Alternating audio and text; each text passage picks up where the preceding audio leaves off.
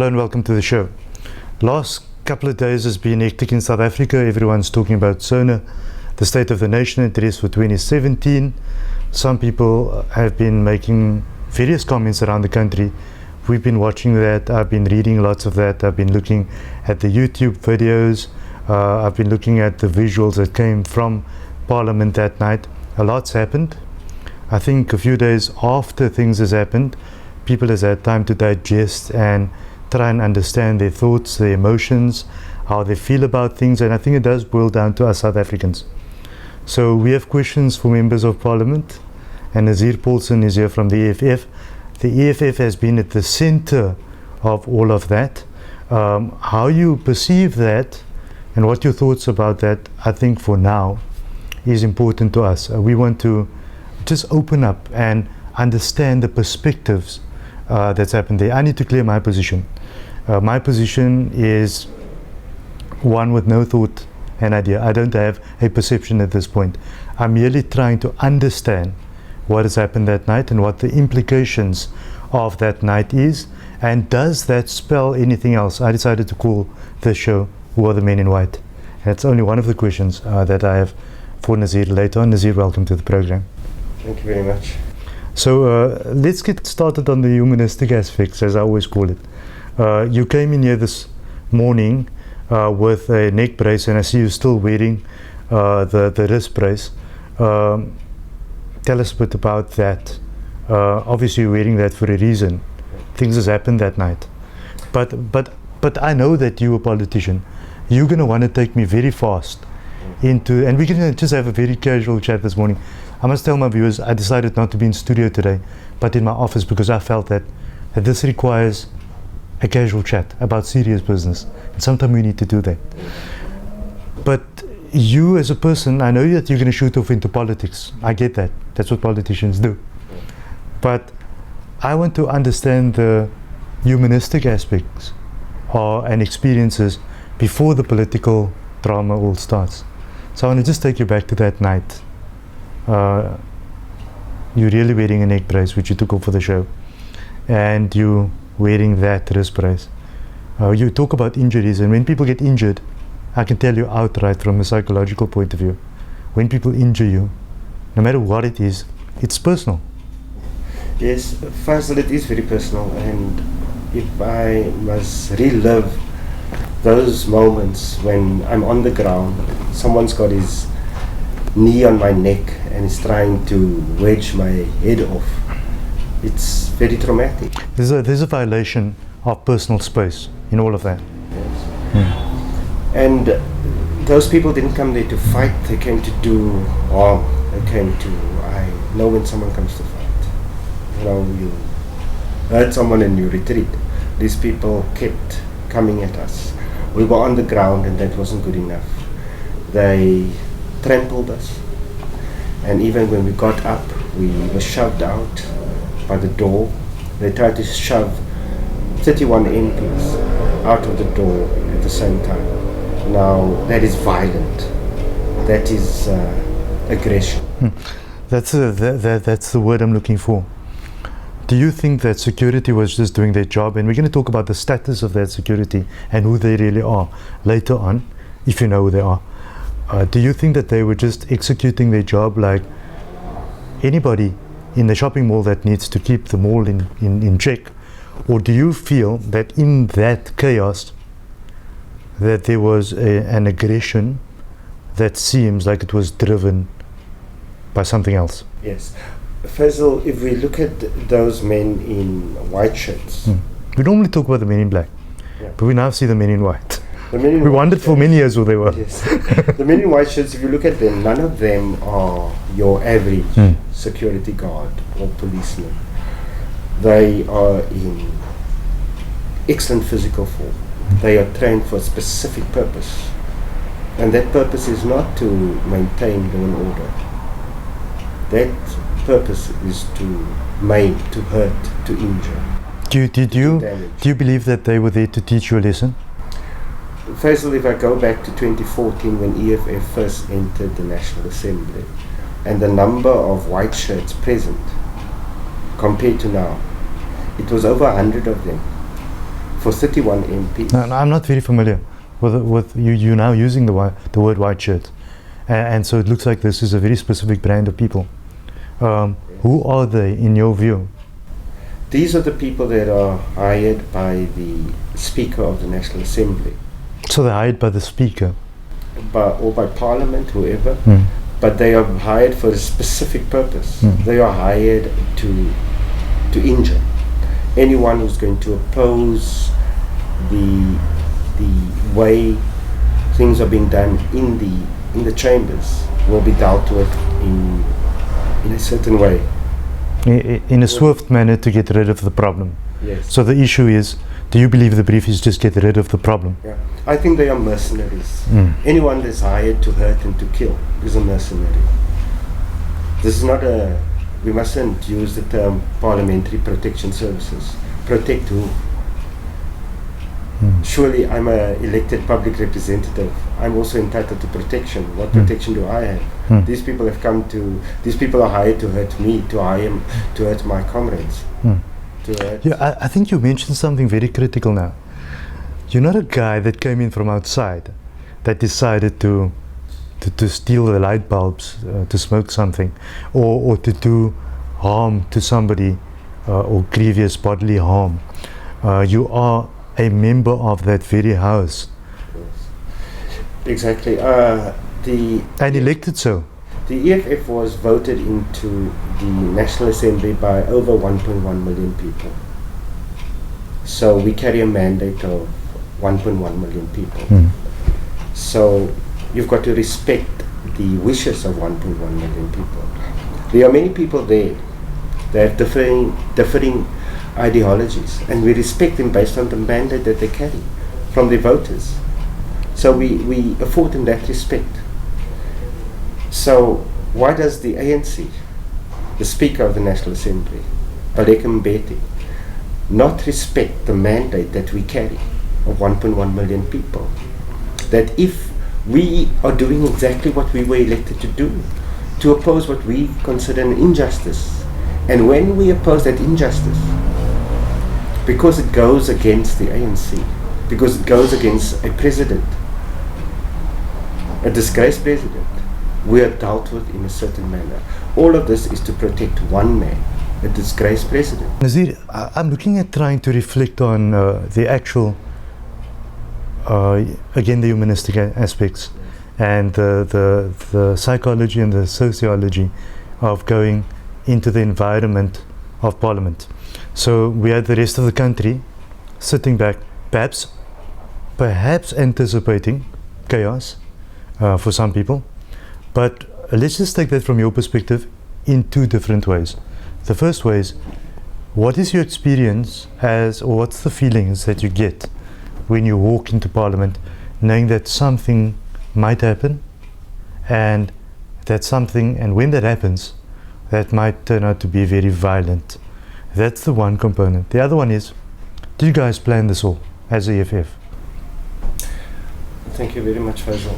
Faizal, first and foremost, we've been through this many times. When Jacob Zuma is in the House, we are not happy with having a disgraced president present in the House, someone that has violated his oath of office.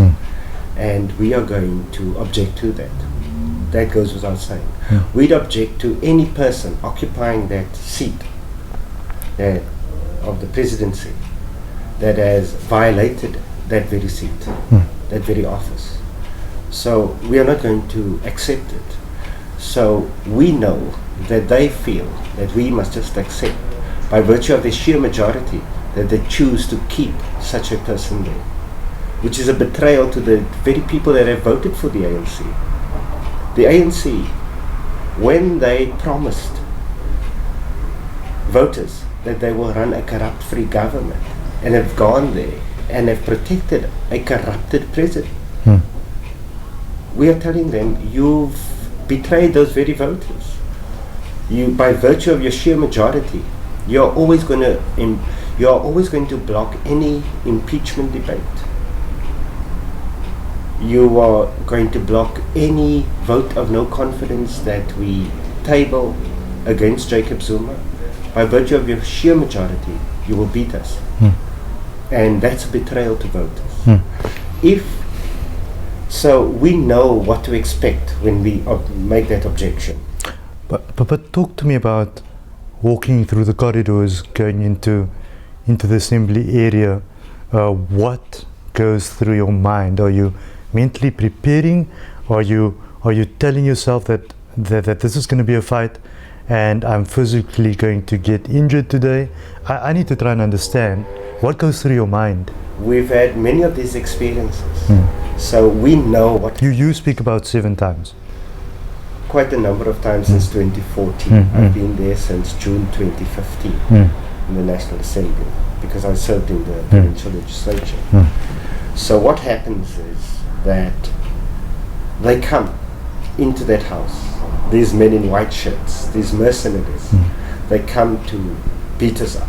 It's not just to remove you from the house, because they don't grab you by your shoulders, they beat you up, they want to damage. So you're saying they there's, want to teach you. so you're saying there's first shots, there's everything. I saw somebody leaping over a table, and we're showing some of those visuals to our viewers now.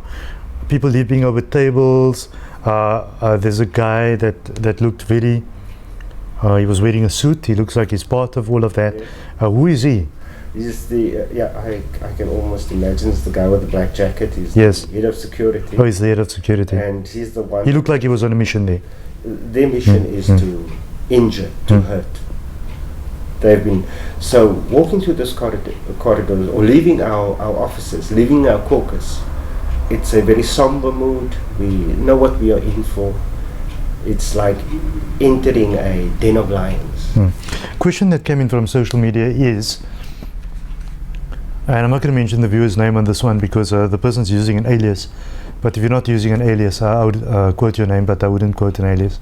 The question is, when you went in there, did you plan to start chaos? So I'm asking you very directly. Did you guys plan to start chaos? Or, as some other person is alluding to the fact that is chaos not the result of a heated dyadic conversation that's going on there that turns into a verbal fight? And when you start getting beyond verbal fights, as many of us know, even in our home environment, that might end up in a couple of first shots if it is not contained but continues to escalate. Is that the situation, or do you plan to disrupt Parliament? We don't go there planning to disrupt Parliament. Is there, can I ask you a very behind the scenes question? Yes. Do you guys sit there thinking that is a possibility of us getting this message across without breaking into chaos? We are always going to appeal to the conscience of the speaker. We are going to appeal to the conscience of the ANC members and say that let's bring order into this country, and let that order start here in this house. Let us show the country how we deal with someone that has violated the Constitution. Let him be an example that I've disgraced this office, I will step down, or he's disgraced his office, we will tell him to step down. So we will always appeal to the conscience of the ANC people. But it becomes clearer that there is no conscience left in the ANC. Now and then we will hear a hokey pokey, know that he did this wrong, let's have a vote of no confidence at the NEC, but he survives. So what does it tell us? That conscience has left the ANC. And we walk into that chamber hoping that at some stage, the ANC will have woken up and said that we've got a duty to perform. Let's just go to the actual event now. The chaos is on. Everyone's calling it WWE and WWF and whatever it might be. And I'm sure I've heard there were many E's and F's that were actually flying around, which we heard. I disagree with Parliament cutting the sound. Yes. I believe that we as the people that put you there deserve to have the mics open all the time. Yeah. They cut the sound. Now what they were cutting, we don't know what was said at that time. And I'm happy that the SABC put up a notice to say that it's Parliament cutting the sound. Yes. And it's not a technical difficulty, because I went changing channels, trying to, hey, is my sound gone? What's happened? But then we realized, but I believe that sound must not be cut. If someone's going to say anything, we need to know what is being said, whether it's good or bad, because we put those people there. Yes. So, but just coming back to the aspect of the issues are now. There's E's and F's and there's EFFs and all kinds of things happening there, and people are throwing hard hats and they're doing all kinds of things. In that motion, I'm talking about in the house, before you get out itself, what's happening to you as an individual? Because I now can't speak for the other individuals, but I'm assuming that they're going to feel the same and that sort of thing. But you personally, what's going on in your mind? What's racing in your mind? Are you aware that the whole country is watching? Yes. You know, what is foremost in my mind, first and foremost, I don't want my kids to see what's happening there. I don't want them to... But if you don't want your kids to see, then you know that you're also saying you don't want the rest of the kids to see. I want people to see what happens in Parliament. We have to be transparent with the world out there. But what I experience as an individual, where I'm grossly outnumbered, we are 31 MPs, many of them women, and there's over 200 men in white shirts, men and women in white shirts. So you basically have one for each leg or limb. Yeah, one for each leg and limb and all other appendages. Yeah. So they come in there to deal with you in a very violent way. Do you believe they were only brought in for you guys? They were only brought in there for EFF. There's nobody, there's no... So it was white on the red kind of thing, and that was the plan. There's white on red, and everyone in red happens to be black. Yeah. So because they've brought in just for us. There's never been an opposition in the National Assembly. All of them had the same ideology, very different ways of implementing that ideology, but the very same ideology. Now, for the first time, there's an opposition, and a different ideology, an ideology that speaks to land expropriation, nationalization, correct, yes, free quality education, housing, and preventative health care, open and accountable, corrupt, free government and society. Do you see a symbolism in the white shirt? Because are you still fighting? Are you still fighting white as the EFF? We are not fighting white. We are fighting white men. Because sometimes Malema makes statements, and I try to understand. Yeah. I'm not going to mention my personal position on him. I think it's irrelevant. But when I sit and watch him, and I listen to some of the stuff, and yes, I enjoy the cow comments and all of that for a few moments. But I think that a lot of what he's saying is what needs to be said at times, and that's what's called a democracy. But sometimes he makes comments about white people, and that concerns me sometimes. Yes, when he speaks of, we speak about white monopoly capital, because... So you're not talking about the individual and that's a white man? We're not speaking about whites. So if a white man comes in and becomes one of your MPs, you're okay with it? We've got white members of the EFF who may rise to the ranks and become MPs one. There's that possibility exists. Okay, so there is no line there. Possibility that we could have white MPs one day. Who members, we have many white members, even here in the Western Cape. I think one of the first people that contacted us after we launched in the Western Cape was white people. You know, but of course we have to explain to people that how different our ideology is. It is not about joining EFF, coming into the leadership and becoming a member of Parliament. That is irrelevant.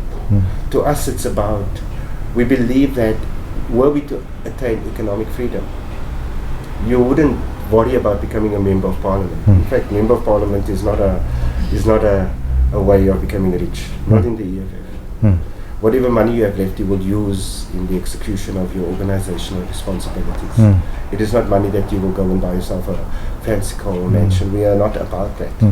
We are working class people, and all we want is that the means of production, which lies in the hands of white people. All our banks, all our mines are owned by whites. Here and there'd be a fronting. Yeah. You know, some political parties even have black leaders fronting for white parties. So we believe that the economy still rests in the hands of a minority. Do I live in a daydream, or am I a citizen of utopia when I keep on thinking that will a day come where we simply will become colorblind totally. I'm talking about totally. Yes, I believe that the failure of the ANC over the past 23 years, we're in our 23rd year of democracy, and I think that's been the major failing of the ANC, that they have failed to change the patterns of ownership of property and the economy in this country. And because the productive land is owned by the minority, almost exclusively by white people, and the economy as well, race is still an issue. And when a minority can own all productive means of a country, that minority will remain arrogant. There's been an increase in racial incidents where black people were called monkeys, where black people are treated as subhuman, a black man being put in a coffin. Because of the arrogance of white people. The ANC is the cause of that arrogance. Their failure is the cause of that arrogance. And you're correct.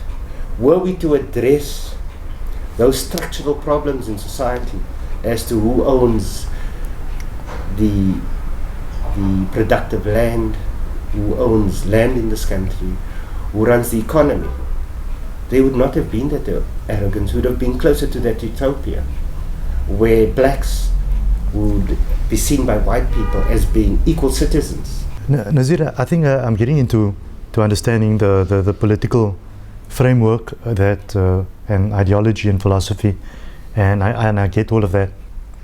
But I just want to bring you back again to that night. Yes. And I'm hoping one day I'm not going to say that fateful night. Yes. And there's a reason I'm saying that, because I think that if you look over time, the way, and you look at human behavior, what you find is that it's 2 lashes today. You're not listening, so it's 3 lashes tomorrow, and that's human behavior, and that's how we deal with human behavior. I don't believe that that's the correct method for someone that comes from a psychological fraternity. I don't believe that, but I'm saying that that is human behavior. So we have a very distinct problem coming up in the future. If we've set the bar at 5 knots today, believe me, 2018, it's going to be set at 10. So somebody could be carried out at the state funeral. That's the real reality of it all. I agree with you, Faizal. I think that the ANC wants EFF members to be heard critically, to teach us a lesson, to intimidate us, to tell us, if you're going to